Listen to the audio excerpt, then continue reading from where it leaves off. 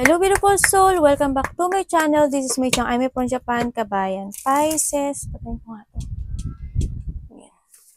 This reading is for you, November 10 to 17. Maraming salamat muna sa mga subscriber, new subscriber, cross-watcher, at sa mga bagong pasok dyan, Pisces. Welcome na welcome kayo sa bahay ni Ate Aimee. Maraming salamat din. Sana kataba ng puso ninyong mga comments. At sa mga nagpa-personal reading, maraming salamat po. Devil agad, oh. Ang lumabas. Ingat sa tukso, ha.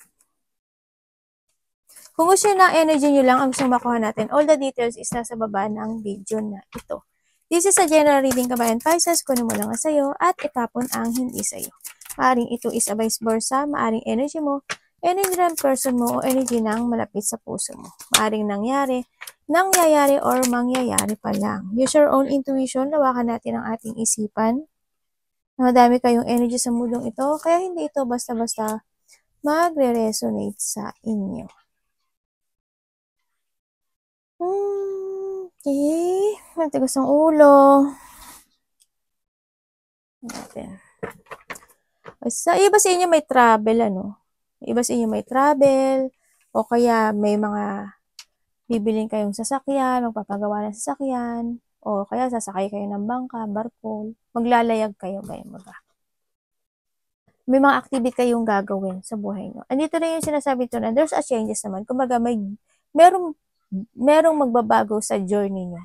Sa journey, sa tinatakbo ng buhay nyo. May mga changes ako, may mga movement. Iba siguro dito, baka mag-iibang bansa kayo, may pupunta kayo sa mga probinsya, or may pupuntahan kayo something, no? Sa nakita ko dito sa iba. And then, iba dito siguro, handun kayo sa part ng buhay niya na meron pa rin kayong part na nai-stagnant kayo. So, may matigas ang ulo daw. May matigas ang ulo.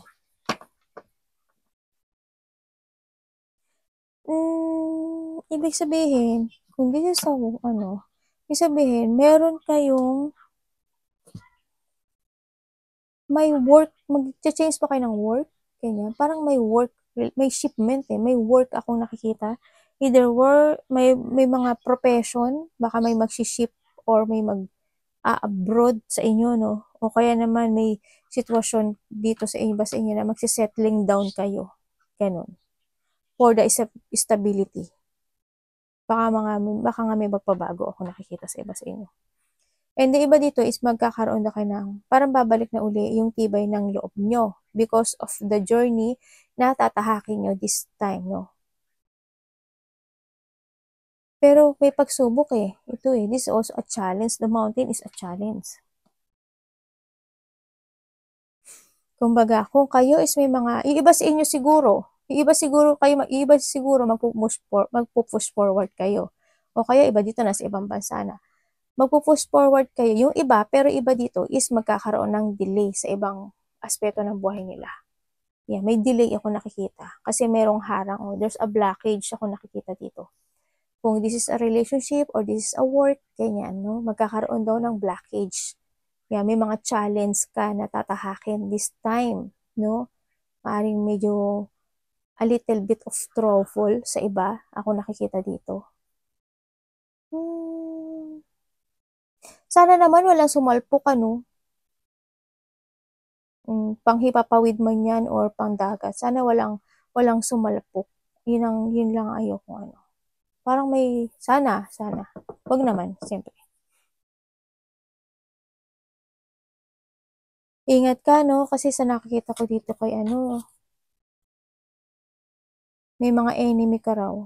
May mga kakompetensya or something, galit or enemy. Isa yon sa nagiging blockage mo. Kumbaga, may blockage ako nakikita dito. There's an enemy rin ako nakikita. Ingat lang kayo, ha? And, syempre we have the key, diba? The key, mayroon sitwasyon dito na mag-o-open daw sa'yo. May door na mag-o-open sa'yo. Baka ito na to. Kung kayo is magta-travel, baka ito na. O kaya mga bagong trabaho, bagong pagkakaperahan, bagong relationship, yan. Kumbaga, nasa sayo yung key. No? Kung ano yung mga gusto mong bagong journey in your life, lalo na pagdating sa pera. Kung titinawag sa diamond. Diamond kasi, this is a victory and success. Kumbaga, this is a pera. Ako nakikita. Kung gusto mo na pagbabago, nasa sayo daw yun. Kasi nasa sayo yung key. Nasa sayo ability kung paano mo mapapaangat yung pera mo. Ganyan. Kung paano magkakaroon ng mga pagbabago. Nasa sayo. Kailangan mo lang talaga na maglayag. Maglayag talaga, ate. Makikibaka, siyempre. Ang energy ni Pisces, yun. Kung sa mga aspeto ng buhay niya, kailangan mong makibaka. Pero, ingat ka pa rin kasi may blockage and enemy ako nakita. Naku, naloko na. Yung energy niya, ganyan. The water in Pisces, ikaw to eh. Bakit energy niya yan?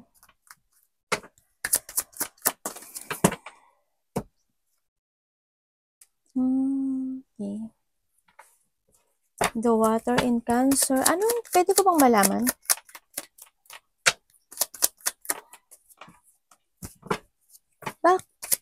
Para saan? Ano?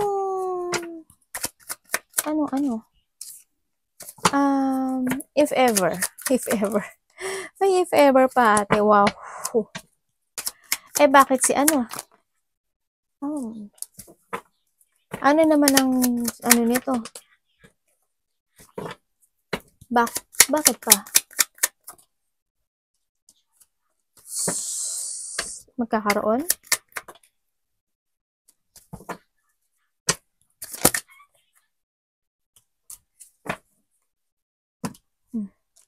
Ito na, hindi maganda. Okay, ang energy mo this time is hindi ka raw magiging masaya. Ate, banat agad oh. Makakaramdam ka ng lungkot. May mga unfulfillment ako nakikita.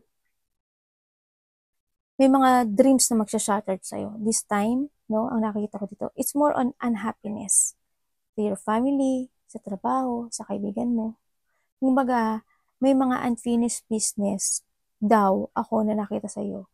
Andito ka sa situation mo na magkakaroon ng kalungkutan o yung parang makakaramdam ka daw ng mga regret, disappointment, yan, sa paligid mo, kung sino man na, yan, disappointment, nandun yung mga regret, pagsisisi, mga failure, is more on failure, unhappiness, walang sigla, walang saya, ganyan.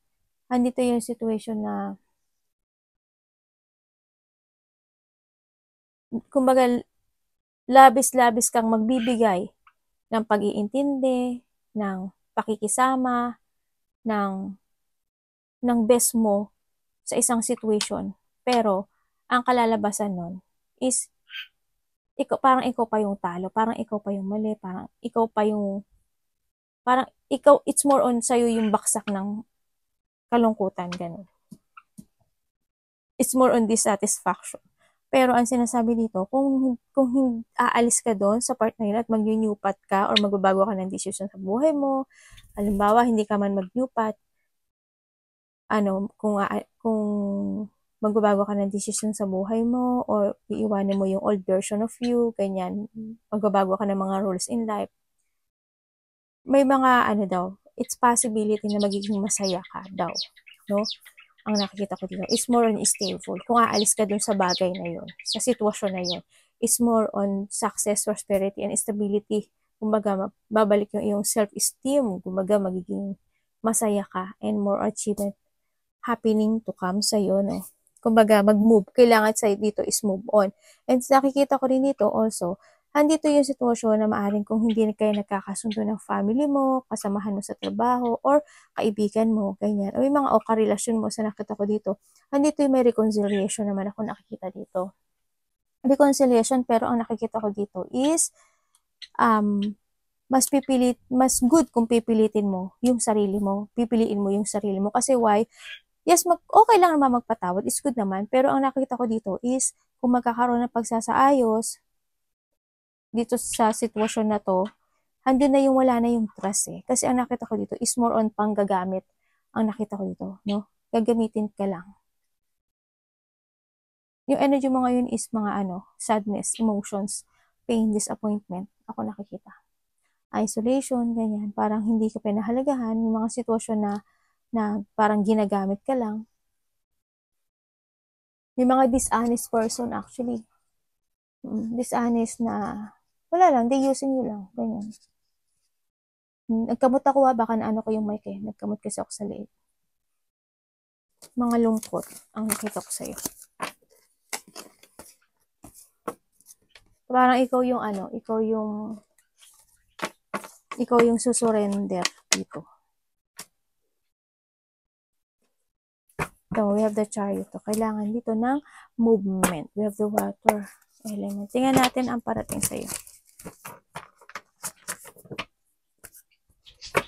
Ano parating kay Pisces? Sana hindi kasi sana kahit naman konting dreams.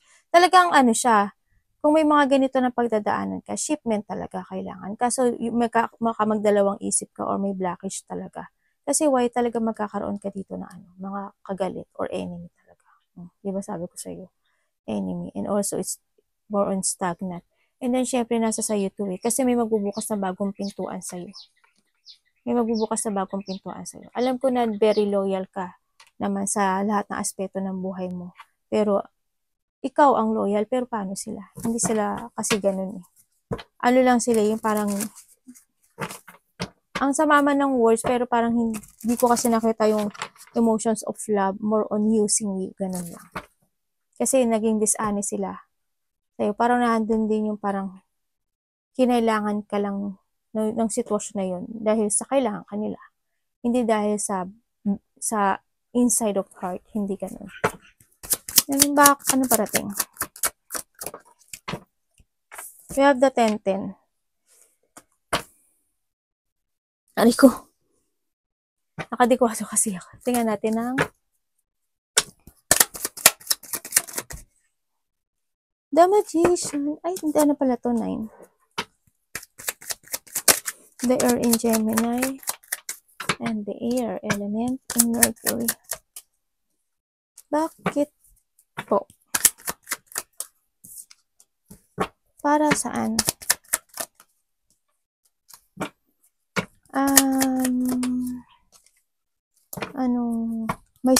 Tingnan mo hindi ko nakita to, 3 of Swords. Wala, naloko na.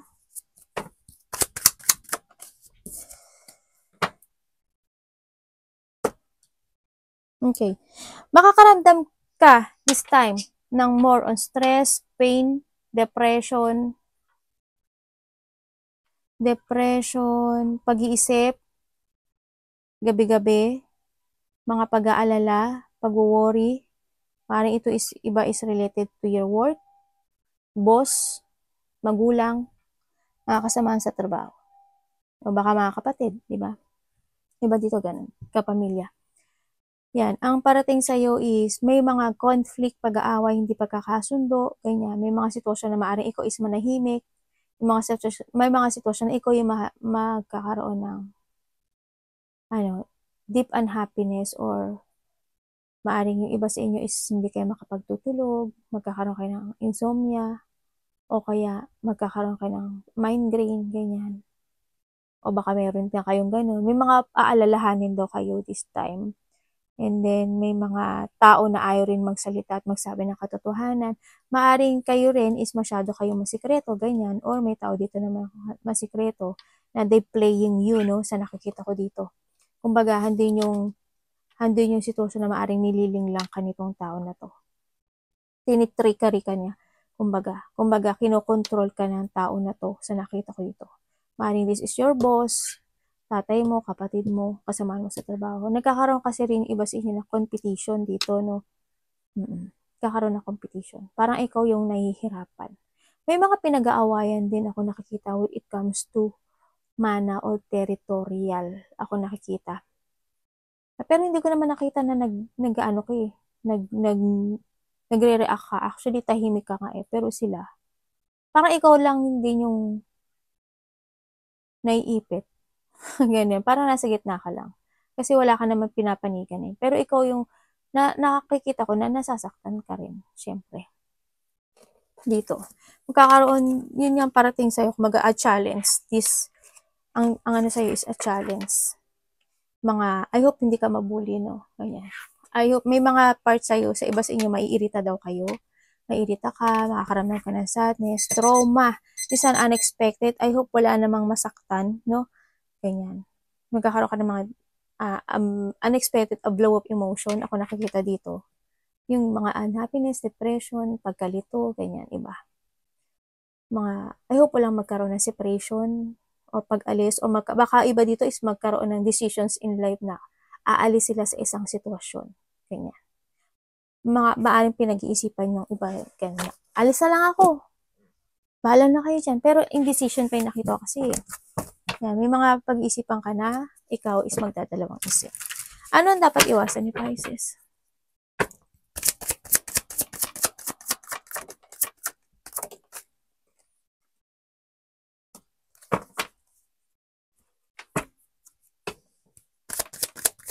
The Earth in Taurus and Water in Cancer.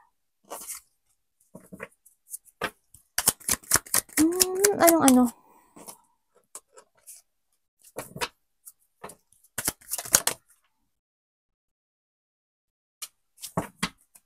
Anong mangyari? Thank you. Ang dapat mo daw iwasan, yung masyadong masadness. Alam ko may problema, yung iba sa inyo sa pera. May problema siguro ay sa pera. Iwasan mo daw yung, kasi magkakaroon ka daw ng mga missed opportunity this time. Yan, may mga missed opportunity, may mga sitwasyon na hindi ka daw makaka-focus, ganyan. Magkakaroon ka ng doubt sa sarili mo. Halimbawa, relationship or trabaho man yan. Kung ano man sitwasyon yan. No, ang nakita ko ito, magdadalawang isip ka nga, diba sabi ko sa'yo, magkakaroon ka daw ng doubt sa sarili mo. Kumbaga, you don't know how to proceed pa. Kung mag-i-stay ka pa ba, magte-take action ka or not, ganyan, stay or go ka, ganyan. Kumbaga, kasi sinasabi ni Universe, si Pisces, pinibigyan ko yung palagi ng ay offering sa kanya na palagi ng opportunity, even this is a love or work opportunity Kaso palagi niyang hindi ata napapansin o nire-reject niya palagi, sabi niya. Pero I always give Pisces na opportunity para sa kanya, para makapag-make a new beginning. Pero nagdadalawang isip siya, hindi sa iba siya nakapokus, ganyan. Ganyan na nakita ko. Kaya ang sinasabi to, kailangan mo daw magkaroon ng bagong plano. Kasi this now is magkakaroon ka ng meron ka ngayon mga problema, struggle, burden in your life sa nakita ko dito. Lalo na when it comes to a mining, di ba? Iba sa inyo, baka nagkakaroon kayo ng financial problem. Ang iba rin dito, o may mga missed opportunity talaga. Ingat kayo kasi iba dito is may taong sakim, no? Meron din ako nakikita na maaring ma-shortage kayo when it comes to a money sa nakikita ko dito. Kailangan ko magpaplano daw kayo, you need to be very careful, lalo na pagdating sa pera. No? Kailangan daw ngayon is transformation sa'yo. No? Kasi may mga sitwasyon ka dito na hindi mo pa totally ma-accept, ganyan. You feel alone, sa nakita ko dito, in more emotion. Ang daming tumatakbo sa utak mo, mga questioning, you are feeling stuck, yan, maaring nabuboard ka na rin sa trabaho mo, o sa relationship mo, or sa ang sitwasyon ko ngayon. Andito rin yung nakikita ko sa'yo, na yun, maybe you are waiting for a sign para ka mag-move on, Pero, sinasabi naman na, binibigyan ka naman daw niya palagi ng gano'n, pero hindi ka naman daw nag-move on, hindi ka makapokus, no? Yun, iwasan mo daw yung gano'n, na hindi ka mag-trust more on your intuition. Kasi you have an ability naman kasi, na, kumbaga, when it comes to intuition mo, tandaan mo nasa sayo yung key, diba? Kumbaga, huwag kang magpa-mountain, kasi this is your blockage. Diba? Pag hindi mo to binarag, na andito ka lang kay angkor, wala kang magiging shipment to your life. Diba? It's up to you kung paano mo i-handle na magkaroon ka ng shipment sa sarili mo. No? Anak, baba mo na. Baba na. Tingnan natin ang love mo. When it comes to love, kamusta ang love ni Pisces?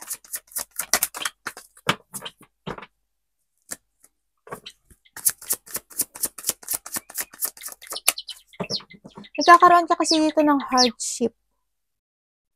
May nawala ba? May nawala in the past o may namatay? O may nag-abandon? Parang ganun. Dalawa na naman.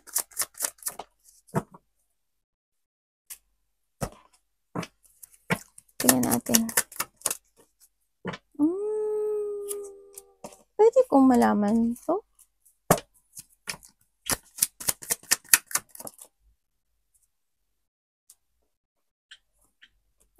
nangyari? Ayan, ano? Ay, anong, ano nito? Kalalabasan. Tapos na to? Anong, ano ba pinaka-ano nito? Magiging okay ba sila? Okay na.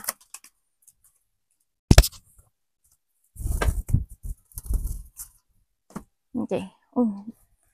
Okay. When it comes to a lab, may mga pinagdaanan ano, sa when it comes to a lab, no? Ibig sabihin, may mga taong nagkaroon ng sakit, may taong na walang pakialam, may mga lungkot, ako nakikita dito, merong imbalance o nagkaroon ng salungatan, ano, kumbaga may umalis o may inalisan ka, o ikaw o yung karelasyon mo, no, sa nakita ko dito, kasi hindi nagkasundo-sundo, nawala na rin yung tiwala, andito na rin yung pagtatalo at galit, kumbaga, hindi na nagkakaisa, no? May taong naging magastos din. And then, yun nga, ang nakita ko dito, may mga sitwasyon ako na nakikita dito na magtatapos, ano, yung mga problema na pinagdadaanan mo. This time is nakikita ko na may pagtatapos. Kasi, in the past, nandito yung sobrang, alam mo yung, it's more on rejected, ganyan. It's more on takot kang naramdaman, no? Handin yung mga sitwasyon na burnout ka, na anxiety ka, nagkaroon ka ng mga chronic stress, yung parang, and this is now you are awakening din sa iba sa inyo na nakita ko dito, no? Kumbaga nandito ka na you are trying to move on, no? Sa ibang lugar or move on sa mga plano mo, kumbaga, sa nakita ko dito. Kaya nakita ko dito yung katapusan, no? Ibig sabihin, you are entering now to a new door or a new situation sa buhay mo, no? Sa nakita ko dito. Kasi bumalik na rin naman yung strength mo. Ibig sabihin, you are chasing your dreams right now. And we have the magician din, no? Sa nakita ko dito. Ibig sabihin, you are starting a new beginning sa buhay mo. Maaring magkakaroon ng mga pagsasama or commitment when it comes to a new love or kasalan. Ganyan, nakita ko dito. Kumbaga, magkakaroon na ng kapanatagan into your relationship sa nakikita ko dito. Nagkaroon man ng mga trouble, ngayon this time is kung hindi pa man siya natatapos, maging patient ka lang daw kasi nakikita ko na magiging okay ang lahat. Pero, yung iba sa inyo is, kasi it's more on okay It's more in growth na, magkakaroon na ng growth rin dito kasi we have the strength nga, diba? And the magician. May mga biglaang nangyari man sa inyong relationship, pero ang nakikita ko pa rin is, magkakaroon ng happiness or magkakaroon ng magandang commitment dito in a relationship.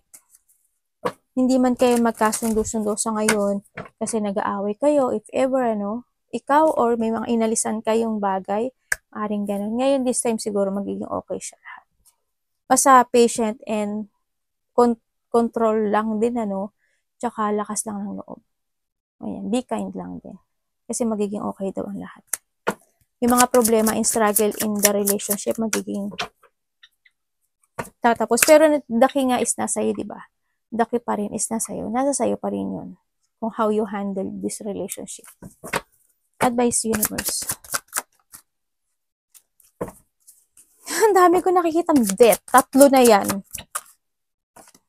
Diba? Ay my God. Bakit po?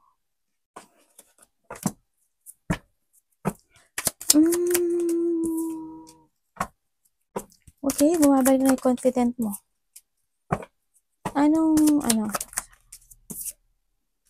Thank you.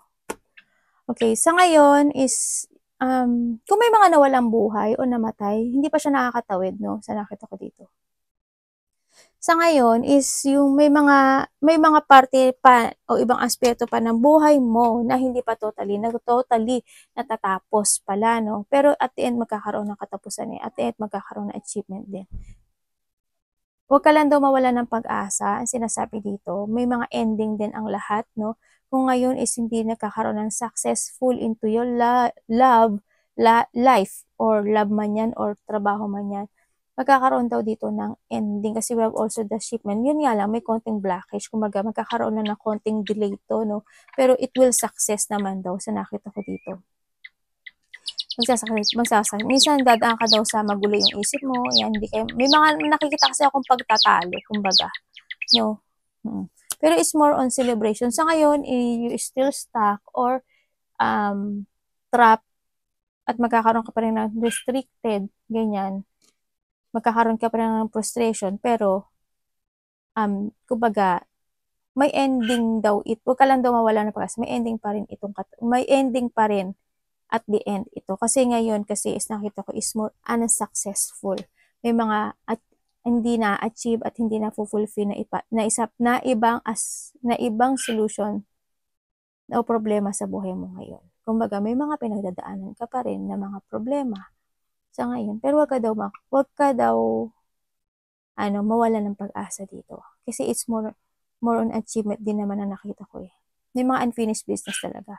Basta keep moving lang to reach your goals na nakita ko dito. Tuloy-tuloy mo lang kung ano yung gusto mo ng sinasabi dito. Kasi ikaw naman yung magkocontrol ng ano mo ng sarili mo. Diba? Ikaw yung magde-decide. And you need to decide din.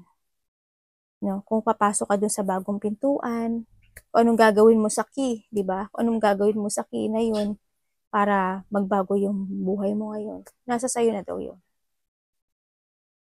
Magpakatatag ka lang, basta keep moving and mag-pray ka rin sa taas. No? Kailangan dito ng clarity sa lahat ng desisyon sa buhay. Kung ready ka na ba, kaya mo na ba, gusto mo ba, ayan. Arigatou namaste, God bless.